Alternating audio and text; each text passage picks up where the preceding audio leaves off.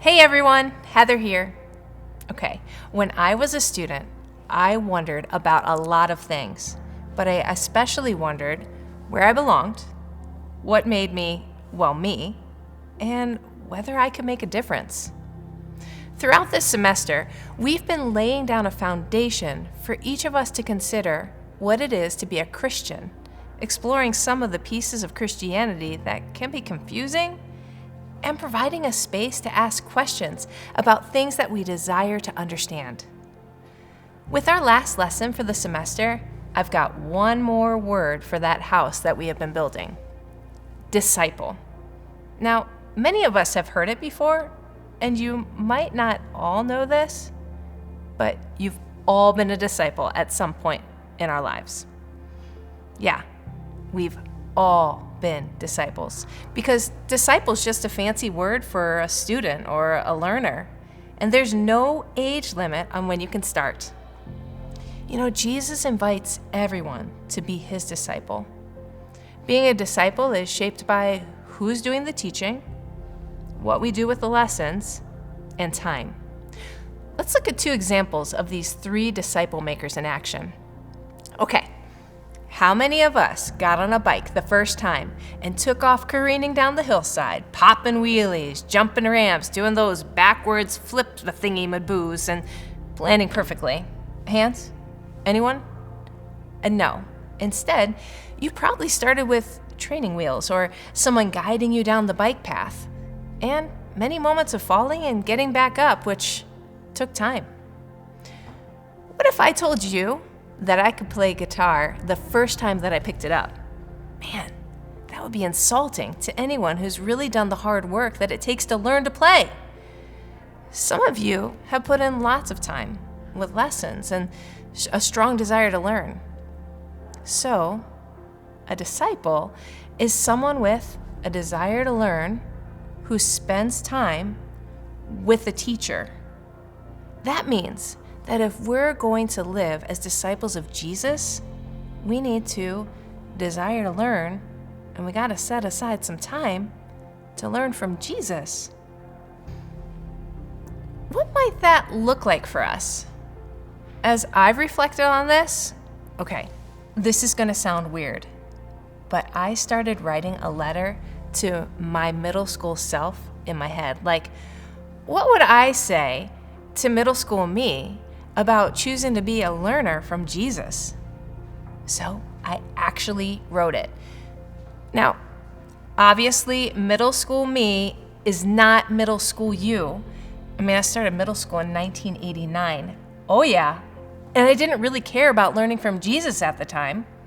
So I probably wrote some things that don't hit the bullseye for you, but maybe you'll hear something that really strikes a chord. Here's my letter.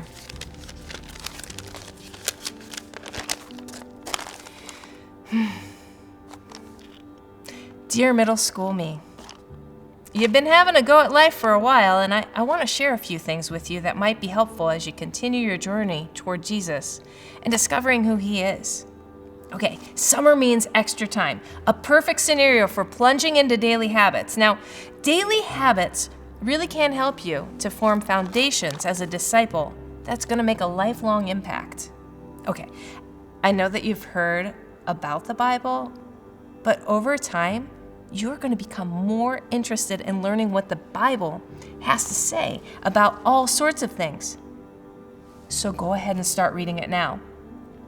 You're going to find that the more that you hear, read, write, or even color in God's Word, the more that you're going to understand it, and you might even get excited about what it says. So start spending time with him now, and don't ever stop. Know the Bible so you know what sounds like God and what sounds like the world, and know the difference. You know how you're always talking to yourself, trying to figure out how to solve problems by running through scenarios out loud to determine the best way forward? Well, guess what? That's actually you starting to pray. Prayer isn't too complicated. It's simply talking to God. Now, sometimes these prayers are going to be full of thank yous, and other times they're going to be filled with desires of what you hope will happen next. There will also be times when you're going to feel pretty frustrated about how things have turned out, And you might even yell at God. He actually loves hearing from you. He hears it all, and he loves you just the same.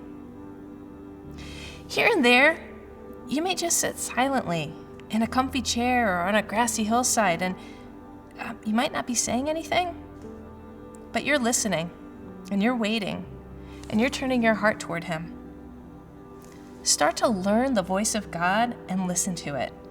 Fight for that passion and that relationship with God more than anything else on earth. Okay, middle school me, this is going to be shocking, but you need people. We learn how to do life better in community. Sure, there's going to be times when you're alone, but start valuing your relationships and friendships because you are going to need them. Some of these people that you are doing life with right now are actually going to be people that you will do life with for the rest of your life. Okay, middle school me. Start to wonder who Jesus is and what he wants to say and do through you. Start giving your time and your talents away to others. Serve others. Start learning what they need, what they love, and what they are wondering about, and then be there for them. There will be plenty of opportunities for you to get your hands and feet dirty because of how much you love Jesus. Go ahead and embrace those opportunities. They're going to impact people and places, and at the same time, they're going to forever change how your own heart is bent toward loving others. Serve others, even when no one is there watching. Stop wondering if there is any use for you. God has a plan for you. There's going to be plenty of ups and downs throughout your entire life, but through it all, do the work of the kingdom.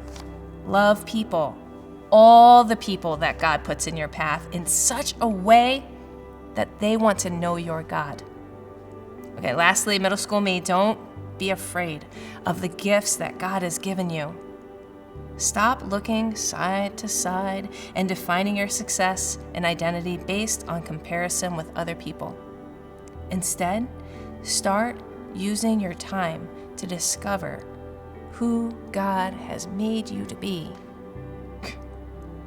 Man, that would be quite a letter. I mean, hitting on daily habits that are being worked on still, like prayer and being part of a faith community and studying the Bible, serving others, using gifts that you have and sharing what being a disciple of Jesus is with others.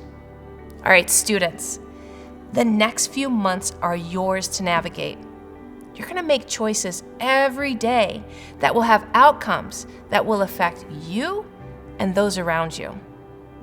So as we wrap up our community groups and we launch into the summer, no matter who you are, what you believe, or what your plans are for these next few months, I want to invite each of us to discover and consider how discipleship fits into your plans for this summer. We're so excited to see you all next week at our year-end party and again throughout the summer at Madison Missions. But for now, I'm going to try to find a mailbox that sends stuff back to 1989. Let me know if you've seen one around.